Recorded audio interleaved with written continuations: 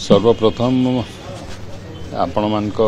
माध्यम रे कामाख्या नगर समस्त जनसाधारण को जो अति प्रिय विधायक प्रसन्न बाबू को आज देहांत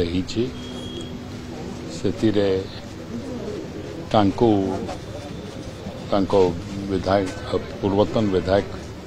को पाई श्रद्धांजलि ज्ञापन करुछु एवं महाप्रभु जगन्नाथ पाखे प्रार्थना कि तांको परिवार रो समस्त सदस्यों को शक्ति दौतु हमर आत्मार स्वर्गत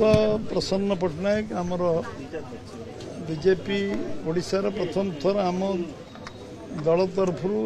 प्रथम विधायक भाव निर्वाचित कामाख्यानगर 85 मसीह सुसंगठ थिले एवं तांको संगठन अनुभव अभिज्ञता अनुभूति एक बहुत अति उच्च कोटर थिला एवं तांको सह कंपेयर आम संगठक हिसाब से कंपेयर कर कारण सी गोटे ग्रासरूट वर्कर थिले तृणमूल स्तर काम करने आरंभ कर से 3 थर विधानसभा निर्वाचित होती एवं बीजेपी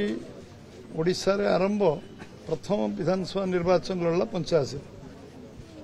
एवं 85 प्रथम विधानसभा निर्वाचन में से प्रथम थर निर्वाचित होगी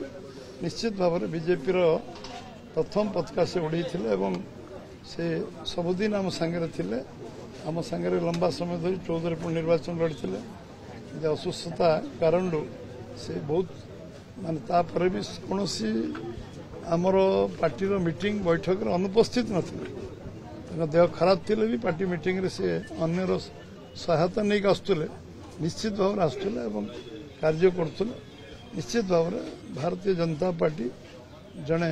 आमर से समय संघर्षमय जो यात्रा से आमर जड़े अग्रगामी कार्यकर्ता थिले नेता थिले कर्मी थिले आपको निश्चय सबुदिन दल मन रखियो एवं निश्चित भाव में जो सांगठनिक कुशलता सांगठनिक दक्षता अनुभव